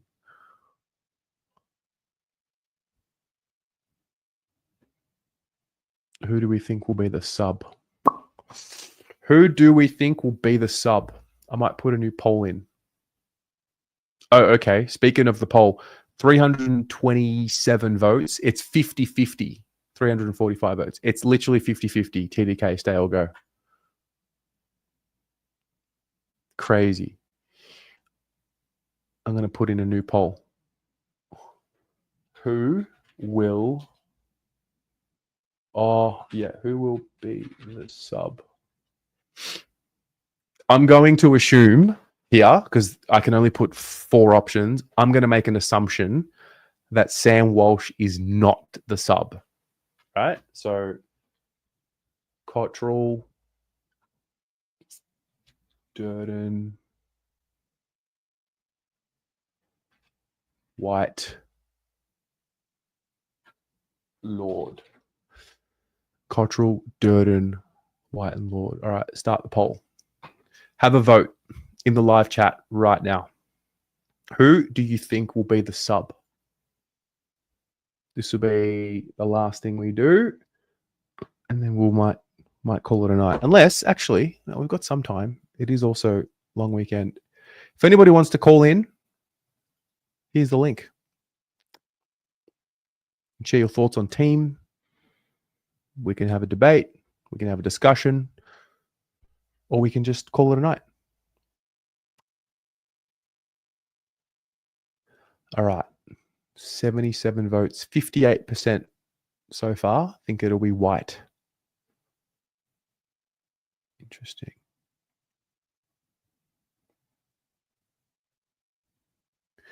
Young's last 2 games have been a pass, going okay. Can I do a poll for JSOS back or forward? Yeah, I can do that. I can do that.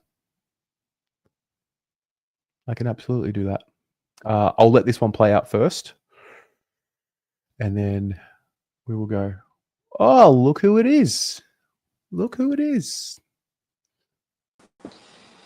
Joe Adamo. What's going on, mate? Good, mate. You how you feeling? How you doing? I just had a nap. It was nice, actually. It's been a long Really? week. It's hot today. It's been a long week. It's good. About to head to the gym. But I thought I'd come say hello. It's good. What do you think of everything, mate? We've got management issues. We've got team selection. Doc got dropped. What have I missed? What's the management issues? What have I missed? Oh, mate, there was an incident at the Carlton Football Club, which was reported to the AFL Integrity Unit, and we're just waiting to see what happened. What's the incident? We don't know. We don't know. Who gives a shit then? Not even worth the breath. Okay, fair. What else has been the discussion tonight? Tell me. What's everyone melting down? Well, give me a summary. Okay, we talked about selection integrity with Doc coming out. We talked about who would come in, Pitto or Lewis Young. We know it's Lewis Young. Yep. Yeah, and then we saw the also we knew these changes yesterday. Through a leak. Yep, as in like there's been I got these exact changes sent to me from 3 to 4 different people. 4 different people send me these exact changes. Fair enough. Yeah, a bit of a leak at the club. That's nothing new at the moment, is it? I reckon we got on top of it. Yeah. Anyway, whatever. Just win tomorrow. Who gives a shit? Who cares? Like, why do we care so much about all these issues? No, we just talk about all the things that are happening. No, true. No, that's true. What do I think? No, I like the changes. I've just tuned in, so I've read a little bit of live chat, and it fired me up a bit. People are gonna put their biases aside. Honestly, like I know we're all frustrated and whatnot, but when it comes to players, just look at the facts and look at reality, and put your bias aside against certain players. At the end of the day, Lewis Young has come in 3-4 times this year, and he's played well. Can't say he hasn't kicked goals. He's kicked goals. He's been that decoy forward. He knows what he's doing. And second pinch hit ruck for TDK makes sense. I'd love to see Pitto as well, but this probably makes a little bit more sense to hold structure. What people, if you haven't realised at the moment with the team sheet every week, there is a very legitimate structure that this coaching group wants to stick with every single week. They want 4 talls at the back. They want 3 talls if they can forward centre. They plug personnel into the structure. They are not changing their structure based on the personnel available. Simple. As it should be. As it should be. You have to back in your system and your process. If you swap and change that each week just purely based on a couple of players not being available, what sort of continuity can you get into driving the right standards and the right processes into your playing group? It's a good point. Put your biases aside. Lewis Young's been okay this year. He hasn't been great. He hasn't been poor. He's been okay. He's fine. Jesse Motlop in the middle is another one that I am just tearing my hair out at. Give the kid some time, man. People say we need to be more dynamic at centre bounces and stoppages, and he's been there for, 2-3 games that we've seen it? Like, it's not going to happen straight away, man. I want Jesse to develop into the Tom Papley for us. That's the role. The kid's young. Fuck. People have just got to pump the brakes, man. Like, we're making Jack Silvani as a forward. He's been our second best fucking defender. I don't know. It's just people are losing their mind at the moment, Tez. Losing it. Man, I think you make really good points here. Fucking hell. Like, just give it some time. We are 5 weeks in. We're 1-4. Where no one is happy with the results. But don't look at your. What? Don't lean on your bias and look at a team sheet and tell and already make up your opinion on why things are wrong or why things don't make sense. Like, there is very, very clearly a structure and a system and a process that the coaching group wants to stick by. You cannot change that and go away from your philosophies 4 or 5 weeks into the season. You just can't. It's a good point. I reckon you and I had a debate last year around Jack Silvani being a defender, and I reckon I was like, nah, absolutely no way. I'm not going to say that I was the one that told everyone, but fuck, mate, I saw this from a mile away. We did not have a second key defender under Wiedering outside of Lewis Young, but a second proven one for years. Like, it made perfect sense. Joe, I was wrong. No, it's not about being wrong. No, I was wrong. I was a real anti-Jack as a defender person. I was like, nah, just because his dad did it doesn't mean that he's going to be able to do it. I was wrong. Yeah, I mean, that wasn't the it wasn't the reason, but it does help when it's in your DNA, does it not? Like, I guess there's got to be something there, even if it's 5% of an advantage. Like, it would give him something. Everyone forgets when we debuted him. He debuted behind the ball. Do you know what else I think? Do you know what else I think makes? I think personally, what makes a defender a great defender, it's attitude. I think defense is an attitude and a care IQ, factor. And IQ, football IQ. Yeah, and Jack's got care factor. He cares about the club. He cares about his performance. Like, he plays with a purpose. He does, and you see it week in, week out. And he's got a very, very high football IQ. Probably one of the smarter footballers on the list, to be honest, when it comes to his positioning and his game awareness and tactically where he needs to position himself. It makes sense to put him behind the ball.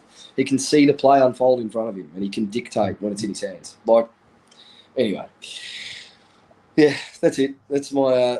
I'm just reading the live chat tonight. I'm sorry to anyone that I might have offended. I really don't care. But if you are offended by any of the comments I've said, then it is directed at you. Unfortunately, like, you've got to pump the brakes a bit. You just do. We are a fan base that jumps at shadows way too much over the smallest things. Like, critique the bigger picture at the moment. Don't critique small things. We dropped Doc. Everyone's been asking for it for weeks. He's been dropped. He's going to go find form. He will. He'll be back. Like, it happened. So they clearly have certain processes, certain philosophies they will stick by for a period. You can't just drop Doc on one game. It's been a month now. They've had a sample size large enough. Go get some form, son. That's a good point, because dropping Doc was a big one in the live chat over the last few weeks. It happens, and it's like, what's the next thing we can be not happy about? Fuck, like just let it play out now. The biggest myth in football, the biggest myth is that you have to. Should have given to the form, yeah. Yeah. The biggest myth for me in footy is that you have to swing the axe on 6 players after a 1 or 2 games. After a 71-point win. Yeah, but also like after 2 or 3 weeks. Like, mate, swing the axe after 5 weeks, 6 weeks of the same shit. In the meantime, let them figure it out. There is a period where certain players have to be given the license and the opportunity to figure things out. If they haven't figured it out to that point, see you later. We've given you a chance. We are just such a fickle fan base, Tez. I am at a loss at the moment. We're damaged, mate. We're damaged goods. I'm at a loss at a few things that I'm reading, that I'm hearing. Like, it's just... Chera, what more can the guy be doing this year? Do you remember how poor Adam Chera was last year? Fuck me. It's been 5 weeks and he looks like a completely different player. Yeah. It's only going to get better with some continuity. Yeah, I think Chera's been fine. I think Chera's been fine. I think he's playing his role well. How's this one? My favourite has been I won't name who it was. It's someone that's been on our show before, actually. But he texted me prior to the West Coast game and said, we should ship Walsh off. Cooper Lord has shown the same amount as what Walshy has this year. Fucking sorry? What? What are we doing here? All right, we might move a couple of players on, but that's the worst comparison I've ever heard. The worst. Come on, people. Just take the pumpkin off your neck and screw your head back on, for fuck's sake. Like, I just laugh at the moment, Tez. I really do. I think everyone has a different way of coping. Everyone's lost the plot. I'm just going to say, people have lost the plot. They're losing their minds. Listen, we are all batshit crazy. There's no doubt. Because a month ago, no, that would have been March 17. Okay, so just before round 1, I think most of us were saying, hey, this is top 4. This is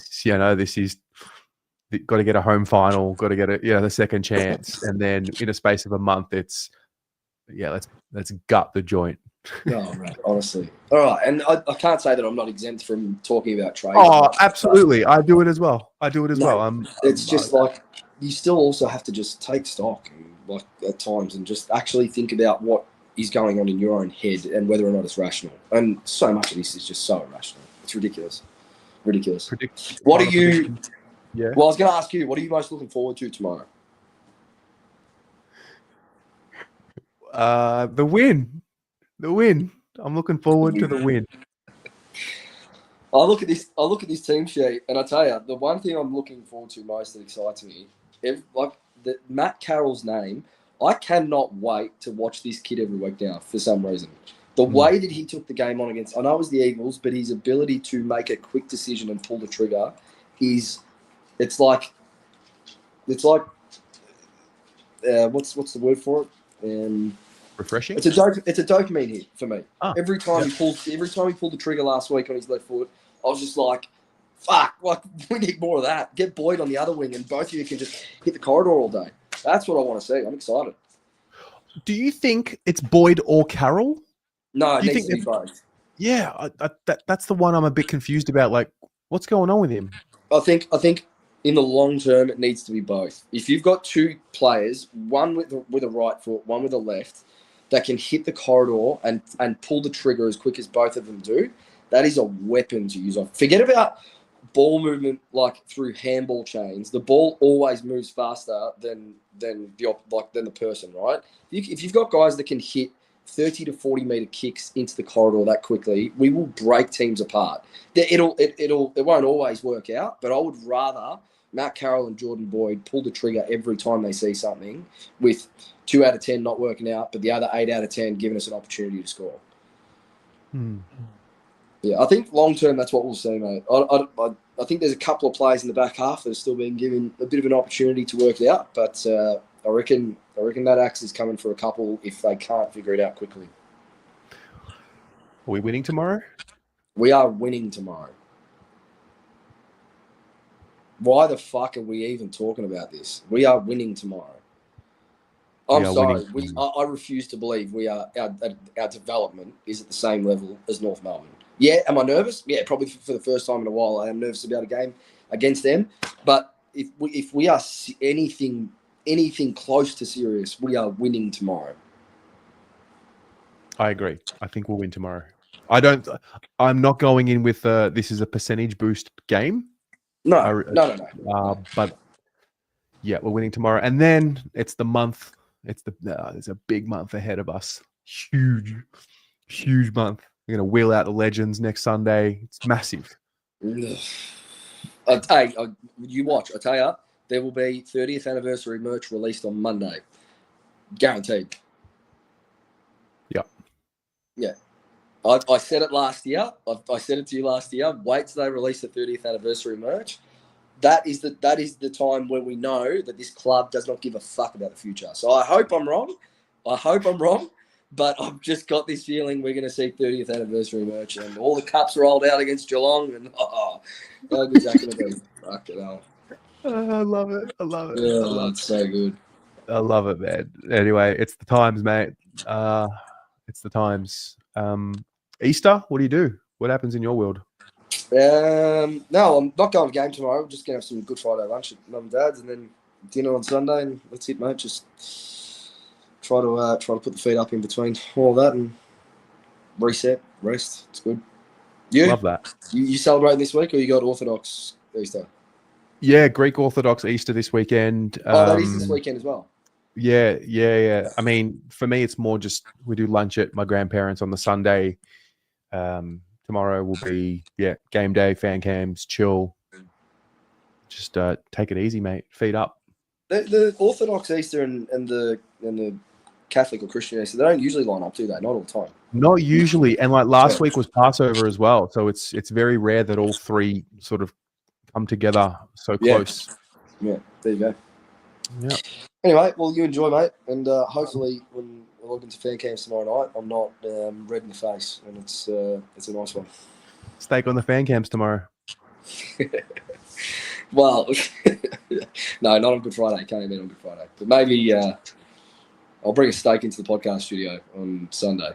All right, I like it. With your George Foreman. All right, mate. I'll talk to you soon. All right, see ya. Joel, I can see you're trying to get in, mate. Here's the link. Click it. There you go. All yours. Jump in. Come on, Joel. Bring me back down to earth, mate. I just want to be happy one time. Where are you? Here we go. Joel can't bring me down tonight. Can't do it. Lana, my whole family is Carlton. My immediate family. My grandparents, my grandfather is Essendon. My uncle is Collingwood. Aiden, you love how this is a cultural discussion. Yeah.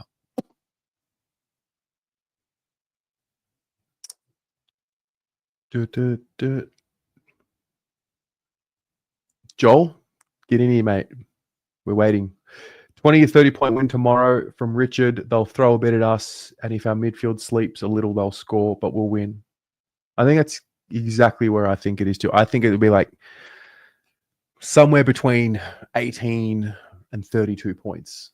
I think that's, Rocco, this is exactly what it's all about. But got to get the win first.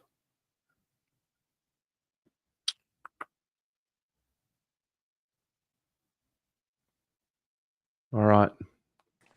Joel, my friend. Oh, how are you? Great. Hello, everyone. I'm okay. I'm okay. Just received some sad news in regards to a friend passing, but we'll move on. Condolences, mate. Yeah. Thanks. I just saw you and Joe talking and thought I'd drop by. It's been a week absence. Yeah, you did text me. You texted me before the game last I'm week not saying that the Eagles would win. So gladly the Blues won. Yeah, look, I mean, but it really means nothing. I mean, No, I saw it. I says, yeah. I mean, well, I mean, if I don't read much into it, and I think that's sort of been the feeling from the club, or the messaging anyway, and supporters. So, I just don't see it as in the grand scheme of things, sort of many much at all, because I don't rate this team or this club at the moment. So, no, that's fair. Yeah, I'm just sort of putting it on my back burner. Yeah, just sort of, obviously the new revelation today. Was it yesterday or today about the staffer and stuff? So it's just sort of a constant bad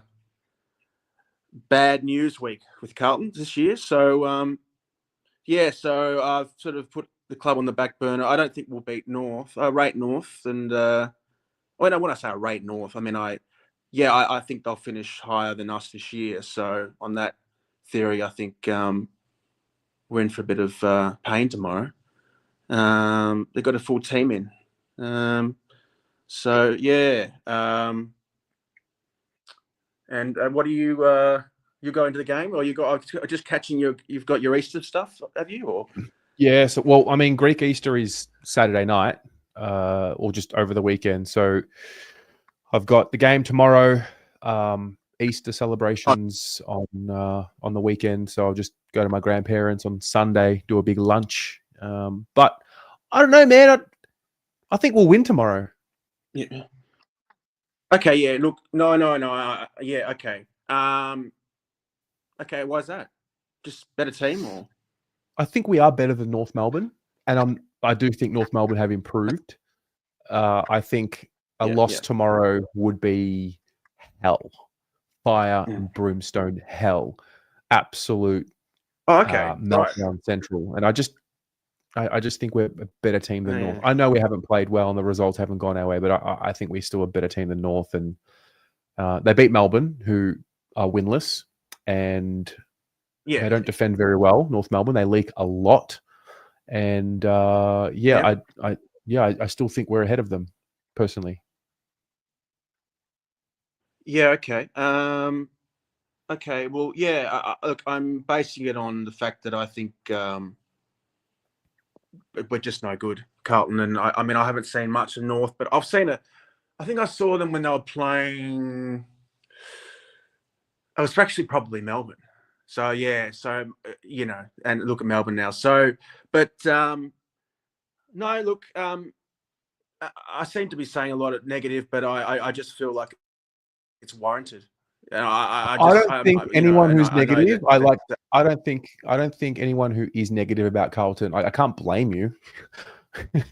I've said this to you in person when I see you. I don't blame you. I mean, well, yeah. I'm passionate. I'm passionate. So, well, I deep down I love the club. So, I mean, yeah. So it's not like I get satisfaction out of saying this. It's not like I get any brownie points or anything. I just give my honest opinion. If you ask me anything, Terry, I will give you my honest opinion on where I stand on something. So whether that, So why do I think? I just think there's look, it's interesting. I'm surprised. Finally, I mean, why did it take so long to drop Doc? I mean, that's interesting. I'm a bit surprised that it happened this game, especially. Well, I reckon. I have a feeling Elijah being back helps with a decision to drop Doc. Yeah, right. Yeah. I was curious about it last week. Could be. I don't know. And I think they've given Doc a good 5 games now, rather than just be reactionary over 1 or 2 games. And I don't know, he might go back to the VFL, get some form, come back in, or he won't. We'll see. Yeah, it's an interesting see where things go from here kind of topic with him. Where are you watching the game Yeah. tomorrow? Oh, well, you've already assumed I'm watching. Look, You're not going to watch the game. You I'll are watch it all. absolutely watching the game tomorrow. I haven't watched. There's 2 games I haven't watched all this. I think the last couple of weeks I haven't watched all the game. But yeah, no, I'm just. I'll be watching from home. Yeah. I've just this Easter I've got a few catch ups and stuff, so I'll see where that all fits in. But yeah, look, I think okay, we need to outscore the Roos. They've got a bit of firepower, I think, the Roos. With Zerha often kicks a bag on us, doesn't he? And Larky's in good form, and so we'll just be interesting. And LDU is a very good player. They've got that young player just come in this week. I've forgotten his name. Starts with a W, I think. Georgie Wardlaw. Wardlaw. Yeah, he's a great player, isn't he? So don't take him lightly, and especially Alistair Clarkson. Alistair Clarkson, they call him master coach. So we'll see what happens. Hope everyone gets some enjoyment out of it and has a good Friday. And that's all I got to say, Terry. Joel, sending love and condolences. Take care of yourself. Okay. And we'll chat to you soon. I think I'm still there. You still there? Cutting out? Can you hear me? You still there? Yeah. I can hear. Yeah. Can you hear me? All right. I said. All right. I can hear. Yeah, you can hear me. I said sending love and condolences. What are you saying? I know it's been a tough day. And hopefully we'll get a win for you tomorrow. Yeah. Yeah. Mate. All right. Cheers. All right. Happy Friday. Cheers. Bye. See you, mate. All right. Blues are going to win tomorrow. I just know it. They're going to do it. And if they don't, we'll just melt down. Fuck it. Like, whatever. What's new? All right. Guys, girls, have a great evening. That's us for tonight. Don't forget. Wait, a few more items on the agenda.